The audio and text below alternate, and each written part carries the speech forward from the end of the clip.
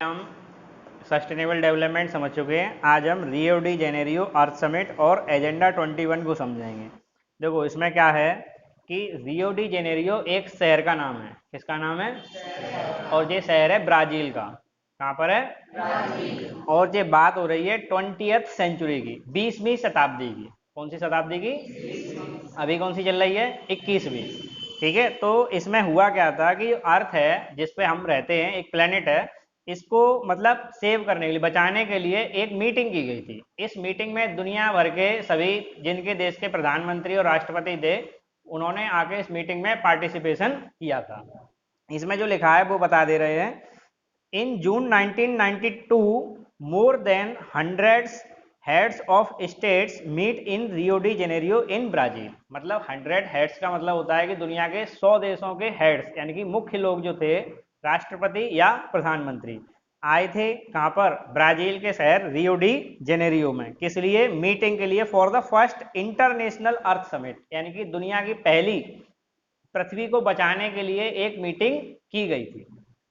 The summit was convened for addressing urgent problems of environmental protection and social economic development at the global level। मतलब इसमें ये बताया गया था, इस समिट का मेन उद्देश्य ये था कि environmental protection, environmental का मतलब होता है पर्यावरण को बचाने के लिए ये मीटिंग रखी गई थी, और सोशल इकोनॉमिक डेवलपमेंट, सोशल का मतलब सामाजिक और इकोनॉमिकल का मतलब होता है आर्थिक, और डेवलपमेंट तो तुम जानते ही हो, ठीक है, यानी कि अपने आप को विकसित करना, सामाजिक और आर्थिक रूप से विकसित करने और पर्यावरण को बचाने के लिए एक ग्लोबल लेवल पर इस तरह की मीटिंग ऑर्गेनाइज की गई थी। The assembled leaders signed the declaration of global climatic change and biological diversity. मतलब उन सभी लोगों ने एक मतलब जो फॉर्मेट बना उसका नाम रखा गया global climatic change and biological diversity. उस पर सभी ने क्या किया? डेक्लेरेशन। डेक्लेरेशन का मतलब होता है घोषणा पत्र। क्या होता है?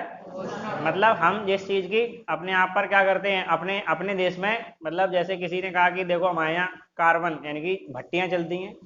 जैसे आपने देखा होगा कि लॉकडाउन के टाइम पे मतलब जो एनवायरनमेंट था एकदम बहुत अच्छा हो गया था। क्यों?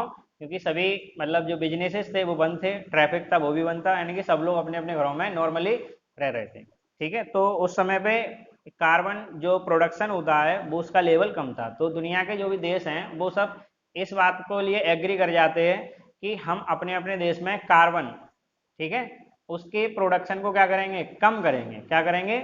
इसके लिए वो डिक्लेरेशन साइन किया गया था।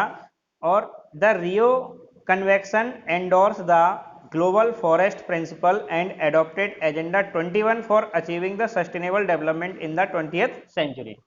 बात समझ में आई? इसका तुम्हें इतनी बात यहाँ पर ये समझ में आई होगी कि 1992 में ब्राजील के शहर रियो डी जेनेरियो में एक मीटिंग हुई थी। इतनी बात समझ में आ गई? और ये मीटिंग किस लिए हुई थी? अर्थ को बचाने के लिए। अर्थ को बचाने के लिए इस मीटिंग का जो मतलब जो फॉर्म था, मतलब जो पूरे पॉइंट निकाले गए कि इस मीटिंग को क्यों रखा गया, उस फॉर्म का नाम रखा गया global climatic change and biological diversity. Diversity का मतलब होता है बेटा बदलाव, ठीक है। ग्लोबल क्लाइमेटिक, ग्लोबल का मतलब होता है पूरे विश्व में जो पर्यावरण में जो चेंज आ रहे हैं। किसमें चेंज आ रहे हैं? पर्यावरण में जो चेंज आ रहे हैं, हमारे मौसम में चेंज आ रहे हैं। और बायोलॉजिकल डाइवर्सिटी, और मतलब जो जीव जंतु और पेड़ पौधे हैं उनमें भी क्या आ रहे हैं? चेंजेस आते जा रहे हैं, ठीक है। इस चीज पे एक डेक्लेरेशन साइन किया गया और ये पॉइंट निकाला गया कि हमें क्या करना है कि agenda 21 for achieving sustainable development in 21 century, यानी कि 21वीं शताब्दी में हमको सस्टेनेबल डेवलपमेंट अचीव करना है। बात समझ में आई? तो तुमने ये, अगर तुमसे कोई पूछे कि अर्थ समिट क्या चीज है, कब हुई थी, तो तुम्हें बोलना है 1992 में। कहाँ पे हुई थी? ब्राजील के शहर रियो डी जेनेरियो में, ठीक है। इसका मेन उद्देश्य क्या था? बात समझ में आई? Save earth economy, social economically, socially economically and physically environmentally, ठीक है। सामाजिक रूप से, आर्थिक रूप से और पर्यावरण को हमें बचाना है। हमें इस तरह का डेवलपमेंट करना है जिससे अर्थ पे कोई प्रॉब्लम क्रिएट ना हो। बात समझ में आई? तो इसमें निकला था एजेंडा 21। अब एजेंडा 21 है, इसको समझ लो कि एजेंडा 21 क्या चीज़ है। इस मीटिंग के 21 पॉइंट निकले थे। कितने निकले थे? 21 पॉइंट निकले थे। और इसका मुख्य उद्देश्य यह था कि इन 21 पॉइंटों को आने वाली जो सेंचुरी है 21 सेंचुरी में इन पॉइंट के बेस पर ही अपने अपने देश को क्या करना है? डेवलप्ड करना है। क्या करना है? बात समझ में आई कि नहीं आई? इसी को नाम दिया गया एजेंडा 21। अब हम एजेंडा 21 की तरफ चलते हैं कि एजेंडा 21 क्या चीज़ है और कैसे कहाँ से आया ये। तो इसमें लिखा है कि in the declaration signed by the world leaders in 1992 at the United nation conference on environment and development UNCED। इसको बेटा अंडरलाइन कर लो। इस तरह के क्वेश्चन बीच बीच में एक एक नंबर के पूछे जाते हैं कि what is the full form of UNCED।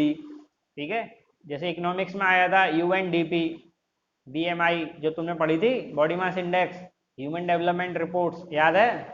India, Sri Lanka, Nepal और पाकिस्तान का कंपैरिजन किया गया था उसमें। ठीक है, UNCED को आप क्या करेंगे?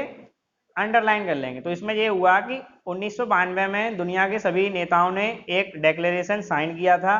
कहाँ पे किया था? United nation conference on environment and development. United nation समझते हैं आप लोग? 9th क्लास में आपको सिविक्स की किताब में ये बात बताई गई थी। यूनाइटेड का मतलब होता है एक होना। यूनाइटेड का मतलब, और नेशंस का मतलब राष्ट्र, यानी कि दुनिया के सभी देश कैसे हो जाएं? एक हो जाएं। ठीक है, उन्हीं का एक क्या बनाया गया? ऑर्गेनाइजेशन, जिसका नाम रख दिया गया UN। यू मतलब यूनाइटेड, एन मतलब नेशन। अब UN की कुछ ब्रांचेस हैं। क्या चीज़ है? देखो, कोई तो डिफेंस पे काम करती हैं, कोई एनवायरनमेंट पे काम करती हैं, कोई ह्यूमन डेवलपमेंट पे काम करती हैं। ठीक है, बात समझ में आ रही है? तो कुछ ब्रांचेस हैं किसकी? UN की। तो UN की एक ब्रांच जिसका नाम क्या है? UNCED, United nation conference on environment and development. Conference का मतलब मीटिंग। बात समझ में आ गई? कॉन्फ्रेंस का मतलब किसकी तरफ से ऑर्गेनाइज की गई थी? UN की तरफ से। किसके ऊपर? हाँ, UN की तरफ से ऑर्गेनाइज की गई थी। कहाँ पर की गई थी? रियो डी जेनेरियो, ब्राजील में। ठीक है, और क्यों की गई थी? इन्वायरमेंट और डेवलपमेंट। उस तरह से जैसे मान लो कि हमें, जैसे कोई पूरा एरिया जंगल है, ठीक है, और वहाँ पे हमें कोई एयरपोर्ट बनाना है। क्या बनाना है? तो वो जंगल में पेड़ तो काटे जाएंगे। इतने पेड़ काटेंगे तो एरिया में जो चेंजेस आएंगे वो तो तुम जानते ही हो। ठीक है, तो जो पेड़ कटेंगे उनका मतलब बैलेंस कैसे बनाया जाएगा? क्योंकि आपको सबको पता है कि पेड़ हमें ऑक्सीजन देते हैं और हमारी बहुत सारी जरूरतों को पूरा करते हैं। करते कि नहीं करते हैं? और आपने देखा था नर्मदा बांध बनाया जा रहा था तो आसपास के गांव खाली कराए जा रहे थे। उसके लिए वो आदिवासी लोग एग्री नहीं हो रहे थे। बांध खाली वो जगह खाली करने के लिए, बांध बनने के लिए उसकी हाइट बढ़ाई जा रही थी। तुमने उसमें पढ़ा था, इकोनॉमिक्स में पढ़ा था कि नहीं पढ़ा था? तो इसमें मतलब इसमें ये बताया था कि आने वाले समय में हम डेवलपमेंट और एनवायरनमेंट दोनों को क्या बना के चलेंगे? बैलेंस। कैसे चल पाएंगे ये चीज हमें इसमें समझनी थी। तो इसमें यही बताया गया है कि which took place at the Rio de Janeiro, Brazil. ये मीटिंग कहाँ हुई थी? Rio de Janeiro. It aim at achieving global sustainable development. बार बार वही वर्ड घूम रहे हैं। इसका मुख्य उद्देश्य क्या था? अचीविंग। अचीविंग का मतलब कौन सा डेवलपमेंट? वो हम पहले बता चुके हैं कि ऐसा डेवलपमेंट जो आज की जरूरतों को पूरा करे और फ्यूचर की मतलब चीज़ों को खराब ना करे, तो उसे हम क्या कहेंगे? Sustainable development. It is an agenda. Agenda का मतलब होता है उद्देश्य। एजेंडा का मतलब क्या होता है? To combat the environmental damage, poverty, disease through a global cooperation on common interest, mutual needs and shared responsibilities. मतलब ये हुआ कि इसका मुख्य उद्देश्य ये था कि हमें इन्वायरमेंट को बचाना है। पॉवर्टी, पॉवर्टी जानते हो? क्लास 9th में पढ़ के आया पूरा चैप्टर। ठीक है, poverty. Disease through a global cooperation, यानी कि दुनिया के सहयोग से, आपसी सहयोग से हमको और एक दूसरे को सहयोग करने से हमें क्या करना है? इन्वायरमेंट में जो डैमेज हो रहा है उनको बचाना है, गरीबी खत्म करनी है, और जो बीमारी फैल रही है उनको क्या करना है? खत्म करना है। ये हम सबकी क्या है? रिस्पॉन्सिबिलिटी। बात समझ में आ रही है? ये सब हम लोगों की क्या है? रिस्पॉन्सिबिलिटी। बात समझ में आ रही है? कोई मतलब कोई देश तो अपने आप में डेवलप्ड है, जैसे USA। और कुछ अफ्रीकन कंट्रीज हैं जो इतने भी डेवलप नहीं है कि जो अपना खुद का देश का खर्च चला पाए आराम से, तो उन सबको हमें क्या करना है, सहयोग करना है।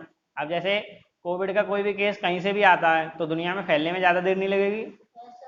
बात समझ में आ रही है? दुनिया में फैलने में ज़्यादा देर नहीं लगेगी। अब बड़े देश अपने आप में कहें कि भाई हम तो डेवलप्ड हैं, हम क्यों इनकी मदद करें, अगर नहीं करोगे तो तुम भी कोविड झेलोगे। बात समझ में आई कि नहीं आई? One major objective of the agenda 21 is that, यानी कि सबसे इंपॉर्टेंट बात अब जो एजेंडा 21 की जो आ रही है, एजेंडा 21 का मतलब है कि आने वाली 21वीं शताब्दी में हमारे क्या क्या उद्देश्य हैं। उसकी सबसे बढ़िया बात जो इसमें बताई जा रही है कि is that every local government, बेटा याद आया कुछ लोकल गवर्नमेंट से? कुछ नहीं याद आया? क्या आया? याद करो बेल्जियम और श्रीलंका वाला चैप्टर, पावर शेयरिंग को। बेल्जियम में कितने टाइप की गवर्नमेंट बनाई थी? 3। कौन कौन सी? हम्म एक सेंट्रल थी, एक स्टेट थी, और तीसरी थी कम्युनिटी गवर्नमेंट। तीसरी कौन सी थी? अब इसी टाइम हमने आपको बताया था इंडिया में 3 टाइप की गवर्नमेंट, तीसरी जो गवर्नमेंट है वो अलग है। कैसी अलग है? कि एक तो अपने यहाँ सेंट्रल है, एक स्टेट है, तुम सब जानते हो, ठीक है, केंद्र सरकार और राज्य सरकार। तीसरी होती है बेटा अपनी लोकल गवर्नमेंट। जैसे गांव में अगर जाएंगे तो गांव में प्रधान, अगर शहर में जाएंगे तो शहर में कौन है? नगर पालिका के चेयरमैन। और महानगरों में जाएंगे तो महापौर, ठीक है, मेयर जिनको कहा जाता है। ये सब क्या है? लोकल गवर्नमेंट में आते हैं। किस में आते हैं? गांव के प्रधान और नगर के चेयरमैन और महापौर और मेयर, ये सब किस में आते हैं? लोकल गवर्नमेंट में। ठीक है, बात समझ में आ रही है? तो इसमें ये बताया जाएगा, it is agenda 21 is that every local government should draw its own local agenda 21, यानी कि हर छोटी लोकल गवर्नमेंट अपने खुद के 21 पॉइंट बनाए। क्या बनाए? जो आने वाली सेंचुरी में उसको क्या करने हैं? फॉलो करने हैं। बात समझ में आई? नेक्स्ट टॉपिक है बेटा आपका रिसोर्स प्लानिंग। ठीक है, तो प्लानिंग का मतलब क्या होता है ये बताओ। प्लानिंग जैसे अभी आप अभी जुलाई का महीना शुरू हो गया है, जुलाई का महीना शुरू हो गया है, और बहुत से बच्चे ऐसे होंगे जिन्होंने अपनी प्लानिंग पूरी बना रखी होगी कि हमें बोर्ड एग्जाम तक कैसे कैसे स्टडी करनी है। बात समझ में आई कि नहीं आई? इसी को कहते हैं प्लानिंग। मतलब हर महीने, हर दिन, हर सप्ताह उन्हें अपने आप को कैसे मॉडिफाई करना है। ऐसा नहीं है कि जो उन्होंने आज प्लान बनाया है एकदम पेपर था एकदम सटीक चले, बिल्कुल नहीं, उसमें कुछ ना कुछ मॉडिफिकेशन आते रहेंगे। बात समझ में आई कि नहीं आई? इसी तरह से तुम्हारे पास नेचर के द्वारा अवेलेबल कराए गए कुछ रिसोर्सेज हैं। कैसे रिसोर्सेज? जैसे petrol, diesel, soil, air, water, ठीक है, सनलाइट, ये सब क्या है? नेचुरल रिसोर्स हैं। बात समझ में आई कि नहीं आई? अब जैसे सनलाइट की बात करें तो सर्दियों में सब लोग चाहते हैं कि सूर्य निकले, डेली निकले, ठीक है, और गर्मियों में सब चाहते हैं कि एकदम गायब हो जाए, बिल्कुल छूमंतर, ठीक है, बिल्कुल दिख ना जाए सड़क पर नेक भी निकलते समय। समझ में आई कि नहीं आई? अगर दिख गया तो बहुत सारे चदरा वदरा लपेट लिए जाते हैं बेटा, ठीक है, बिल्कुल आंखें ही आंखें चमकेंगी। ठीक, तो ये सब क्या है? तुमने प्लानिंग कर ली भाई गर्मियाँ आ रही हैं तो हमें इस तरह के कपड़े पहनने हैं, सर्दी आ रही हैं तो हमें स्वेटर पहनने हैं, तो ये क्या है? प्लानिंग। बात समझ में आई? क्या चीज़ है? प्लानिंग। इसी तरह से जो हमें रिसोर्स दिए गए हैं नेचर के द्वारा, हमें उनको कैसे यूज करना है, ठीक है, कैसे एक्सट्रैक्ट करना है, किस राज्य में रिसोर्सेज ज़्यादा हैं, किस राज्य में रिसोर्सेज कम है, कैसे मतलब उनको आगे हमें यूज करना है, यूटिलाइजेशन कैसे करना है। जैसे आज तुमसे कहा जाता है कि पानी को ज़्यादा मत खर्च करो, क्यों? क्योंकि आप प्लानिंग कर रहे हैं कि अगर पानी जल्दी खर्च हो गया तो आने वाली जनरेशन है, ठीक है, वो अच्छी तरह से सर्वाइव नहीं कर पाएंगे, और आप लोग को भी पता है कि बिना पानी के सब काम खराब है। बात समझ में आई कि नहीं आई? क्लियर है? तो हमें क्या करना है कि ये प्लानिंग करनी है। जैसे हमारा देश है, इसमें बहुत सारे कितने स्टेट्स है अपने पास इंडिया में, कोई बताएगा? यूनियन टेरिटरी को छोड़ के 28, 80 है। अच्छा चलो तुम्हारी बात मान ले रहे हैं, ठीक है। तो हर स्टेट में क्या इक्वली रिसोर्सेज मिलते हैं? अच्छा, सबसे ज़्यादा रिसोर्स किन स्टेट्स में, मतलब कंसंट्रेशन ज़्यादा है रिसोर्स का? रिसोर्स का कंसंट्रेशन सबसे ज़्यादा किस, कंसंट्रेशन तो समझते हो ना, केमिस्ट्री में पढ़ के आए हो? हरियाणा में रिसोर्स है। क्या मिलता है रिसोर्स में हरियाणा में? रिसोर्स समझ रहे हो क्या चीज़ रिसोर्स? जैसे कोयला है, ठीक है, कोयला एक तुम्हारा रिसोर्स है। तो बताओ भाई, लोहा है, लोहा एक रिसोर्स है, गोल्ड है, सिल्वर है, जिंक है, कॉपर है, ये सब क्या है? रिसोर्स है। केमिस्ट्री की भाषा में पढ़ोगे सब एलिमेंट है। बात समझ में आई कि नहीं आई? कर्नाटक में, ठीक। और अच्छा, रिसोर्स पता है किन किन राज्यों में पाए जाते हैं, जिनका नाम तुम टीवी पे नहीं सुनते हो? ठीक है, उड़ीसा, ठीक। बात समझ में आई? कर्नाटका का थोड़ा बहुत नाम सुन लेते हो कभी कभार, ठीक है। झारखंड टीवी में कम सुनाई देता है, मतलब न्यूज वाले पोर्शन में ये कम कम सुनाई देता है, ठीक है। जब कोई घटना हो जाए तभी ज़्यादा सुनाई देता है, वैसे कम कम सुनाई देता है। तो इन सभी राज्यों में रिसोर्स की कंसेंट्रेशन कैसी है? ज़्यादा है, ठीक है, as compare to other states. Clear है? बात समझ में आ रही है? थोड़े बहुत रिसोर्स राजस्थान में भी मिल जाते हैं, ऐसी बात नहीं है। तो रिसोर्स को आइडेंटिफाई करने के लिए हम क्या करते हैं? सबसे पहले जैसे मान लो कि हमें किसी जगह पता चलता है कि इस जगह रिसोर्स है, ठीक है, तो सबसे पहले हम क्या करते हैं? उस जगह का सर्वे करते हैं। क्या करते हैं? सर्वे करते हैं। बात समझ में आई कि नहीं आई? ठीक। हम फिर उसका क्या बनाते हैं? एक फिर जो उस जगह के हिसाब से टेक्नोलॉजी को डिसाइड किया जाता है कि यहाँ पर क्या चल सकता है। जैसे तुम्हें ये बात बताई गई थी, अगर तुम्हें याद हो तो, ये उस वाले चैप्टर में the story of village Palampur में, कि इंडिया के 40% एरिया पे रेन मतलब वो लगे हुए हैं ट्यूबवेल्स। बाकी जो 60% एरिया है वो आज भी बारिश के पानी पर इरिगेशन के लिए डिपेंड करता है। ये बात तुम्हें बताई गई थी। तो इरिगेशन के लिए जो बारिश का पानी है वो नेचुरल रिसोर्स है, यानी कि बारिश को तुम अपने आप से तो करा नहीं सकते, नेचुरली है।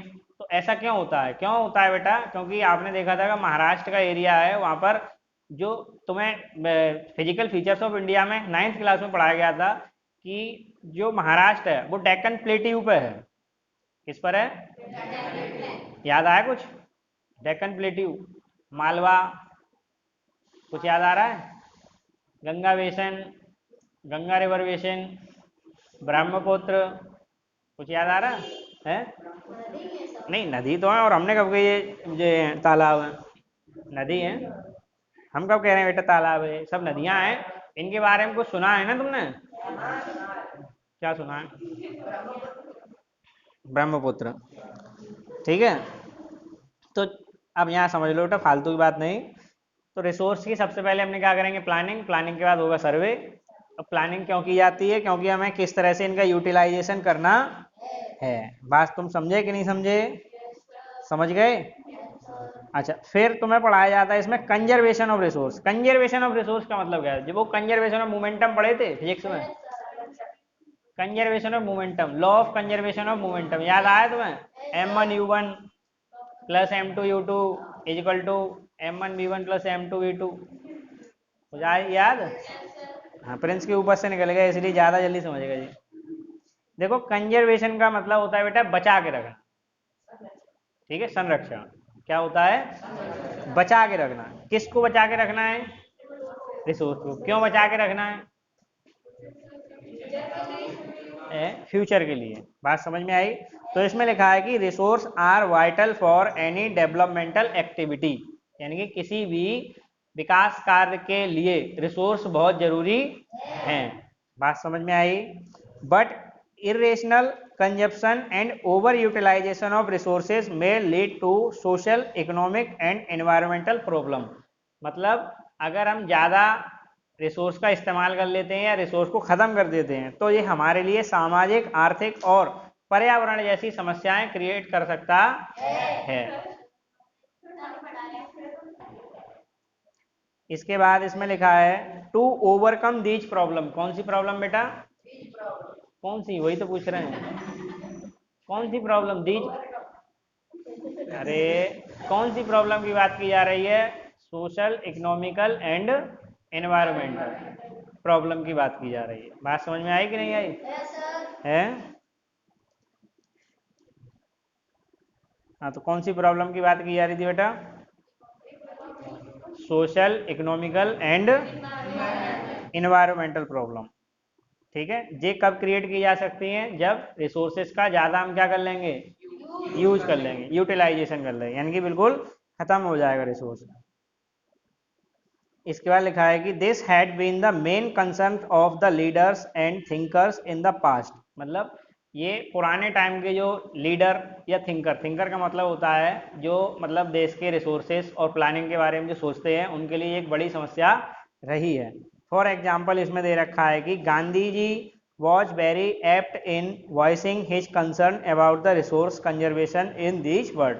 इस चीज़ को आप अच्छी तरह से नोट करेंगे और कभी भी अगर रिसोर्सेज से रिलेटेड कोई भी क्वेश्चन आता है तो इस चीज़ को कोट करके जरूर लिखना अपने क्वेश्चन के अंदर। मतलब गांधी जी का हमेशा से क्या रहा है, कंसर्न रहा है, और उन्होंने इस बात को बोला भी है। तो उन्होंने क्या बोला है कि there is enough for everybody needs and not for anybody greed. मतलब क्या हुआ, मतलब हमारे पास इतने रिसोर्सेस हैं जो सभी की इच्छाओं को पूरा कर सकते हैं, पर हमारे पास इतने रिसोर्स नहीं हैं जो किसी की, ग्रीड माने क्या होता है, लालच, को पूरा कर सके। बात समझ में आई? अगर हम थोड़ा थोड़ा यूज करेंगे तो सबके लिए हो सकता है, अगर हम एक बार में चाहें कि सब कुछ यूज कर लें तो वो किसी के लिए नहीं हो सकता। He place the greedy and selfish individual and exploitive nature of modern technology as a root cause for resource depletion at the global level. मतलब उन्होंने इसके लिए किसको जिम्मेदार ठहराया था, जो आज की जो टेक्नोलॉजी है, ठीक है, उस चीज को डिप्लीशन, डिप्लीशन का मतलब होता है समाप्त होना, यानी कि रिसोर्सेज के समाप्त होने के लिए जिम्मेदार ठहराया था। He was against mass production and wanted to replace it with the production by the masses.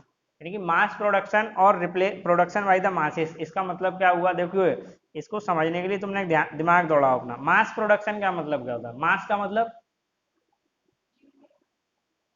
क्या, मास प्रोडक्शन का देखो, मास कम्युनिकेशन का नाम सुना है, मतलब जैसे टीवी, रेडियो, सोशल मीडिया, ये सब किसके अंदर आते हैं, मास कम्युनिकेशन। जैसे आपके मतलब जैसे फेसबुक पे आप हैं या इंस्टा पे आपके जो भी फॉलोअर हैं, ठीक है, आपने एक पोस्ट डाली, जैसे आपके 2-3 हजार फॉलोअर हैं, उन 2-3 हजार लोगों के पास एक पोस्ट डालते ही आपकी बात पहुंच जाएगी। यानी कि बहुत से लोग जो एक मतलब एक क्लिक करने पर आपकी पूरी खबर बहुत से लोगों के पास पहुंच जाए, उसे कहते हैं मास, यानी कि बहुत सारे लोग। अब कम्युनिकेशन हो रहा है तो उसे मास कम्युनिकेशन कह दिया। अब प्रोडक्शन की बात हो रही है, यानी कि एक मशीन बहुत सारे आइटम को क्या कर सकती है, प्रोड्यूस कर सकती है। तो उन्होंने ये कहा था कि ही वॉज अगेंस्ट मास प्रोडक्शन, वो किसके अगेंस्ट थे, मास प्रोडक्शन के, यानी कि एक मशीन से बहुत सारी चीजें बनाई जा सकती है, उसके वो अगेंस्ट थे। He wanted to replace it with the production by the masses. मतलब वो ये चाह रहे थे कि जो एक मशीन काम कर रही है उसी काम को लोगों में बांट दिया जाए, तो लोग उस काम में क्या रहेंगे, लगे रहेंगे। बात समझ में आई? तो जैसे आज अपने सामने जो समस्याएं खड़ी हो रही हैं, सरकारों के सामने जो समस्याएं खड़ी हो रही हैं, जैसे बेरोजगारी, हर साल बच्चे पढ़ के तैयार हो जाते हैं, और मतलब आपने पढ़ा है 9th क्लास में भी चैप्टर पढ़ा है, पीपल्स एज ए रिसोर्स, पढ़ के आए, पीपल्स एज ए रिसोर्स, यानी कि सरकार इस रिसोर्स का यूटिलाइजेशन नहीं कर पा रही है। क्यों नहीं कर पा रही है? क्योंकि उसके पास इतनी जगह ही नहीं है जो सबको नौकरी दे पाए। बात समझ में आई? और आप सबको नौकरी की जरूरत क्यों होती है? क्योंकि भाई आप लोग सब पढ़ के आते हो तो घर वाले आपके ऊपर पैसा इन्वेस्ट करते हैं, तो उनको भी लगता है कि अब आपने पढ़ लिया है तो आपको कुछ रिटर्न मिलना चाहिए, ठीक है। तो वो इस बात के खिलाफ थे कि मशीनों का उपयोग बंद करके वो लोगों में इस तरह की टेक्नोलॉजी बनाई जाए जिसमें लोगों को इन्वेस्ट किया जाए काम के लिए। बात समझ में आई कि नहीं आई? तो ये कंजर्वेशन की तरफ हम चल रहे थे, किसकी तरफ चल रहे थे, रिसोर्स कंजर्वेशन की तरफ। इसके बाद इसमें एक मतलब पॉइंट कह लो, इसमें लिखा है जी काम की बातें हैं, इनको पढ़ना जरूर है तुम्हें, इसमें से क्वेश्चन पूछे जाते हैं, पिछली बार भी एग्जाम में पूछा गया था।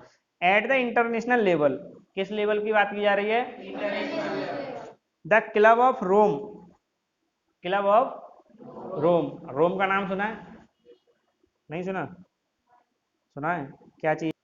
तो रोम तुम्हें समझ में आ गई, ठीक है। रोम क्या चीज है, कैपिटल ऑफ इटली, ठीक है। The Club of Rome advocate resource conservation for the first time in a more systematic way in 1968। यानी कि सबसे पहली बार पूरी दुनिया में रिसोर्स कंजर्वेशन की बात किसने कही थी, इटली शहर के जो क्लब है उसने 1968 में बोला था कि हमें रिसोर्सेज को क्या करना चाहिए, कंजर्व करना चाहिए, बचा के रखना चाहिए। Subsequently in 1974 Gandhian philosophy was once again represented by a, इनका नाम जो भी है जो लिखा है, इनकी किताब का नाम था small is beautiful. Small is, हाँ, मतलब किताब के जो लेखक थे 1974 वो गांधी के फिलोसफर थे, मतलब गांधी की विचारधारा को मानने वाले थे। मतलब उन्होंने कहा था कि बड़ा काम मत करो, छोटा करो, वो ज़्यादा अच्छा है। Small is beautiful. The seminal contribution with respect to resources conservation at a global level was made by the Brundtland Commission report 1987। Underline कर लो, 4 बार पूछी जा चुकी है, ठीक है। ब्रुटलैंड कमीशन रिपोर्ट कब आई थी? 1987 में। मतलब इसने क्या किया था कि रिसोर्स को किस तरह से यूटिलाइजेशन करना है, बचा के रखना है, ये सब बातें इसमें द्वारा रिपीट की गई थी इस रिपोर्ट के अंदर, ठीक है। This report introduce the concept of sustainable development. तो तुमसे ये पूछा जाता है कि मतलब सस्टेनेबल कॉन्सेप्ट डेवलपमेंट का जो कॉन्सेप्ट आइडिया है वो कहाँ से आया, तो तुम्हारा आंसर क्या होगा? ब्रुटलैंड कमीशन 1987 से। And advocated as a means of resource conservation, और इसने रिसोर्स कंजर्वेशन की बात भी की थी। Which was subsequently published in a book entitle our common future, और इसकी जो बातें हैं बुक एक किताब में छापी गई थी, वो किताब का नाम है अवर common future. Another significant contribution was made at the earth summit Rio de Janeiro 1992। और जो फाइनली जो सब मिला मिलू के जो पूरे रिसोर्स कंजर्वेशन पे जो ज़्यादातर फुल एंड फाइनल बातें हैं वो कहाँ हुई थी? 1992 में रियो डी जेनेरियो शहर में। बात समझ में आई कि नहीं आई?